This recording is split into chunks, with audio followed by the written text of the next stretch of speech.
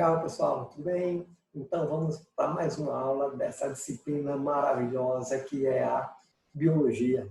E dando continuidade aos biomas brasileiros, né? No que nós classificamos na primeira aula do etnociclo, tá? Então na primeira aula nós vimos o bioma Amazônia e hoje nós veremos o bioma Cerrado, tá? Então o Cerrado, ele está localizado aí predominantemente no Brasil central, ok? Ou seja, ele vai estar aí nos estados, principalmente de Goiás, tá? Bahia, Piauí, Maranhão, Mato Grosso do Sul, Mato Grosso, Tocantins, Minas Gerais, São Paulo, Distrito Federal, também tem ilhas e cerrado ali no Paraná, tá? Então veja que é um bioma que está no Brasil Central, né, pegando os estados do Centro-Oeste, mas tem lá também outros estados aí, né, de outras regiões, como a região Sudeste, né, até a própria região Sul. Tranquilo? Então, vamos começar aqui com os seus aspectos físicos e climáticos, né, que caracteriza muito bem os biomas, como a gente está falando aí nessas aulas de biomas. Tá? Então, o Cerrado, ele ocupa uma área de cerca de 2.036.448 quilômetros quadrados. Então, veja que é bastante grande, por isso ele é o segundo maior bioma brasileiro, né? O primeiro é a Amazônia, como nós vimos, e o Cerrado é o segundo maior, tudo bem? Então, ele vai ter aqui aspectos climáticos, né? Com pouco vento, predomínio de temperaturas elevadas aí, uma média anual variando entre 21 e 27 graus, tá? Entre abril e setembro cai a umidade relativa do ar, ok? Então as chuvas são menos frequentes e podem ocorrer as secas. Na verdade, esse é o período de seca, né? Na verdade, nesse período aí não chove no Cerrado, tudo bem? Ou seja, quando chove é esporádico isso. Então é um tempo muito grande de seca que esse bioma passa, tudo bem? De outubro a março, o tempo fica mais chuvoso, tá? E aí, esse período de chuva, que no caso o índice pluviométrico do Cerrado, fica em torno de 1.100 a 2.000 milímetros por ano, tudo bem? E essas chuvas ficam concentradas principalmente no verão, tranquilão? Olha só, então, nos episódios de seca, há a possibilidade de parte da vegetação pegar fogo espontaneamente, tá? Então, fenômeno natural que exerce muita influência sobre a vida do local, ou seja, queimadas naturais. Por causa disso, né, diversas espécies de plantas do Cerrado apresentam adaptações ao fogo. Por exemplo, como gemas subterrâneas, troncos revestidos por grossa periderme, né?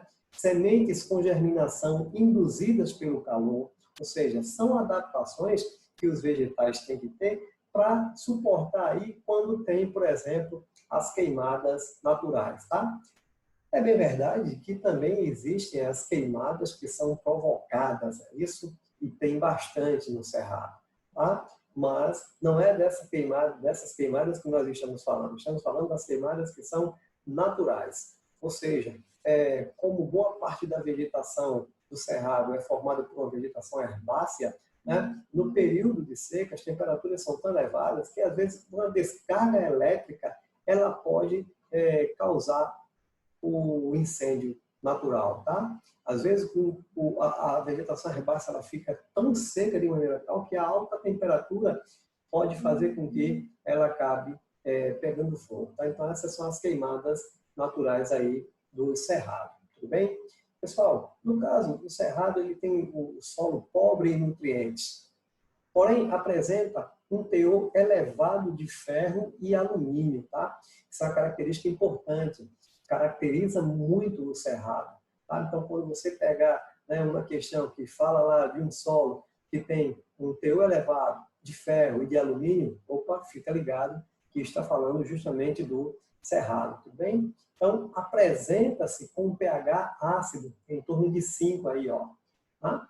Com pouca matéria orgânica em decomposição, tudo bem?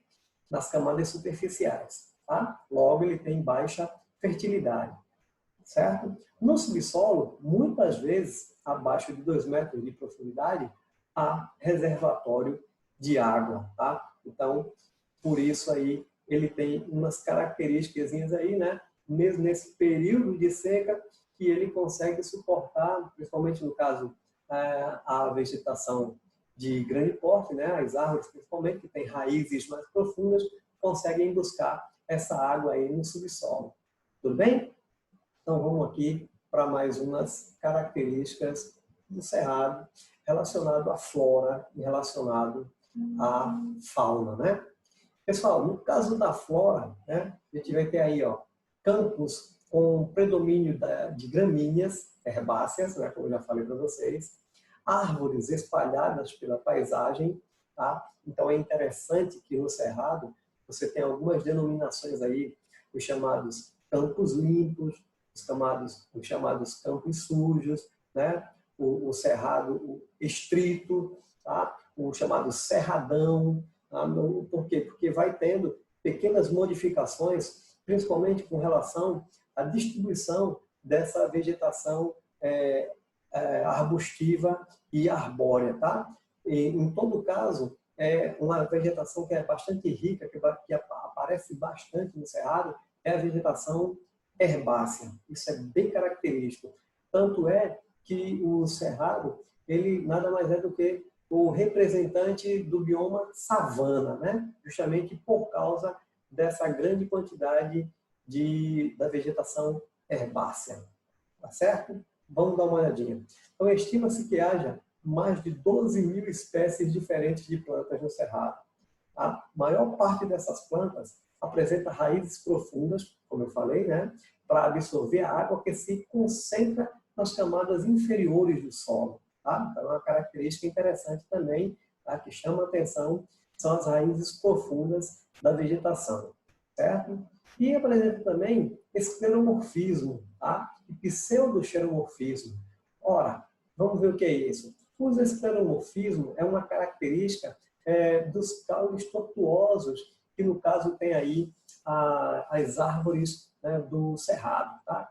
Então, uma característica muito forte é que as árvores têm troncos, os caules tortuosos, tá? Eles são tortos, não um caule ereto, como são das árvores, por exemplo, da Amazônia, tá? Então, isso apresenta isso é o escleromorfismo falado aqui, tudo bem?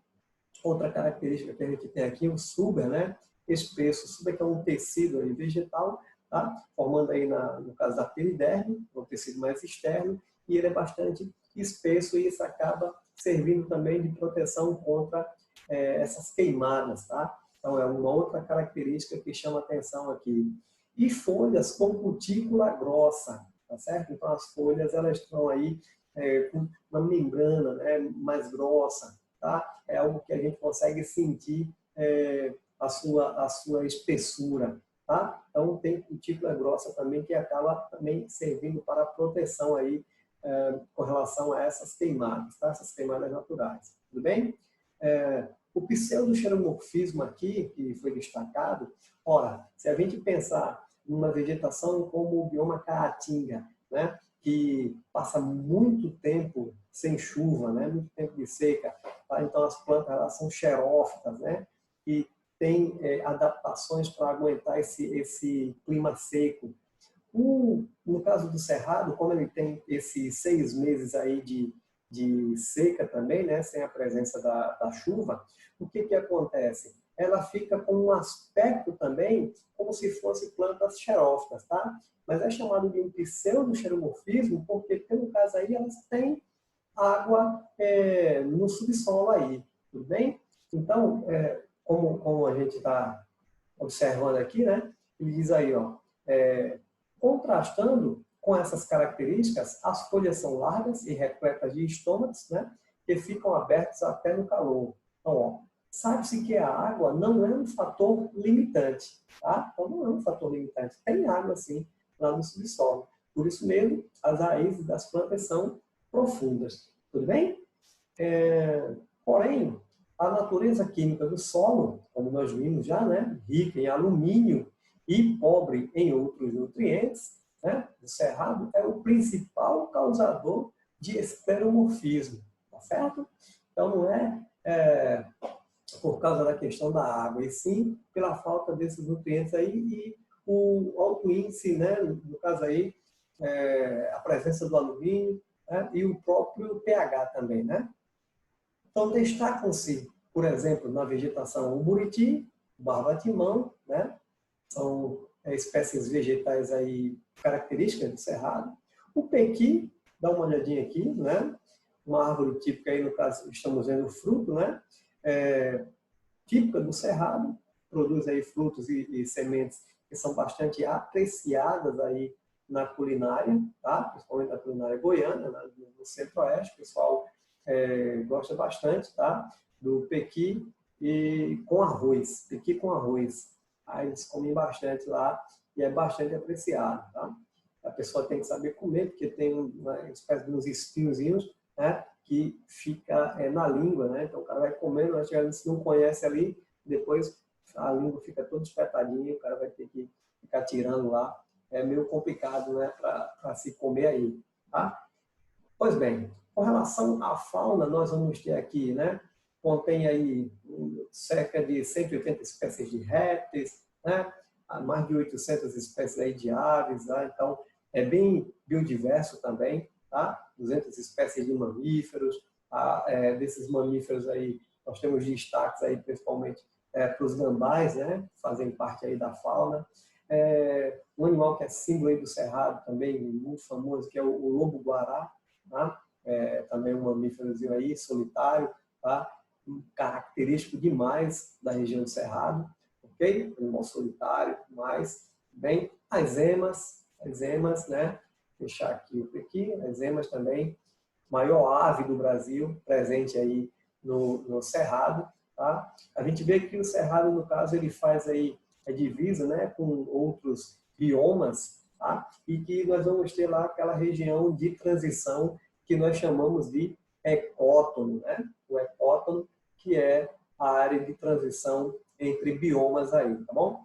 Pessoal, os cerrados também são fundamentais para as principais redes hidrográficas brasileiras, né? Uma vez que neles estão as nascentes de rios das bacias do Prata, do Amazonas e do São Francisco, tá? Ou seja, essa imensa malha hidrográfica atua como uma espécie de corredor para a fauna.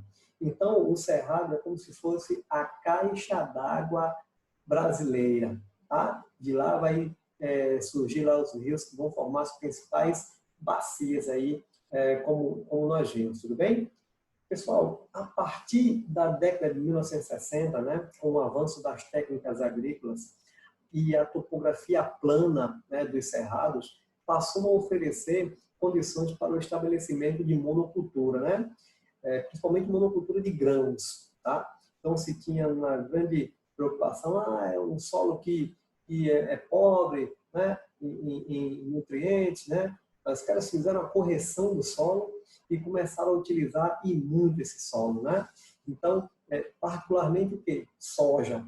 Esses grãos aí que nós temos, principalmente soja. Tá? Tanto é que o cerrado é o celeiro brasileiro, né, com relação ao plantio, né, de soja, tá? Então, com isso aí, os cerrados converteram-se na principal fronteira agrícola do país, né? Respondendo atualmente por mais de 50% da soja, 35% do milho, né? 30% aí do arroz, né, que são produzidos aí no Brasil, né? E por grande parte das safras de café e de feijão, certo?